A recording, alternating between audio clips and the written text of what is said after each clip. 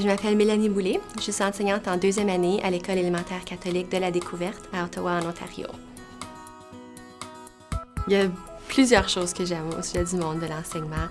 Il y a toujours quelque chose de nouveau qui se passe. Puis, je pense que voir un sourire sur un élève le matin, c'est ce qui me rend heureuse. Puis, c'est sûr que je veux leur enseigner toutes sortes de choses. Donc, c'est pour ça que j'essaie de modifier mon enseignement pour aller rejoindre tous les élèves dans ma salle de classe.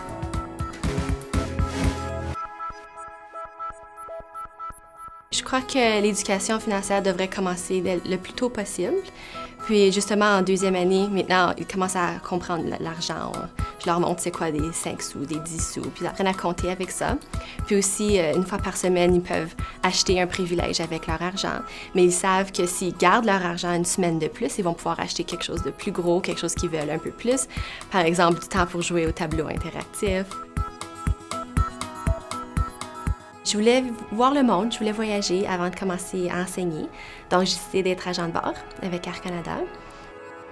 Mais c'est surtout les pays en voie de développement que j'ai visités. Grâce à mes voyages, j'ai vu à quel point c'est pas important d'être très consommatrice. Mais les jeunes d'aujourd'hui, les jeunes que j'ai dans ma salle de classe ont besoin du oui, ont besoin de leur iPod, ont besoin de toutes ces choses-là pour qu'ils soient heureux. Mais c'est pas le cas partout ailleurs. Donc, si on change l'éducation qu'on donne aux jeunes d'aujourd'hui, ça va peut-être influencer le futur. Dès un très jeune âge, mes parents m'ont appris que c'était très important d'épargner. Puis, quand j'étais toute petite, j'avais mon compte d'épargne à la banque. Puis, je déposais mon argent de gardiennage ou de camp d'été. Mes parents m'ont aussi appris que c'est très important d'avoir une bonne discipline. Par exemple, avoir un pourcentage que tu mets à la banque et l'autre pourcentage que tu peux dépenser. Ça a porté fruit parce que j'ai pu m'acheter une voiture, j'ai pu m'acheter une maison. Donc, quand tu as des rêves et que c'est ce que tu veux avoir, mais c'est plus facile de pouvoir mettre l'argent de côté justement pour ça, parce que c'est ce que tu veux le plus. Il y a beaucoup d'outils disponibles aux consommateurs pour commencer à épargner.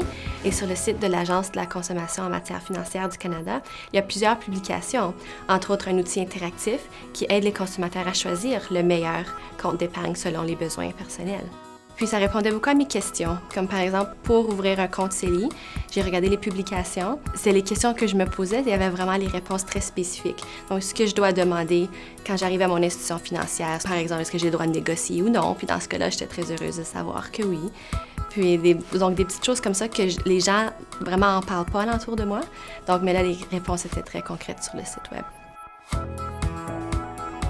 C'est sûr que c'est pas notre priorité pour des gens de mon âge de penser à la retraite tout de suite. Ça, c'est plus important de s'acheter des voitures, une maison, s'occuper de nos enfants et tout. Mais il faut y penser, il faut garder la retraite en tête, justement pour pas que ça soit un gros stress ou un gros fardeau plus tard. Puis, rendu à cet âge-là, je veux continuer de voyager. Je veux pouvoir avoir la possibilité de faire ce que je veux quand je veux. Et je sais que pour avoir cette liberté-là, je dois avoir un peu d'argent mis de côté pour pouvoir être à l'aise avec ce que je veux faire. Il n'est jamais trop tôt ou trop tard pour commencer à épargner son argent pour pouvoir vivre la vie que tu veux vivre.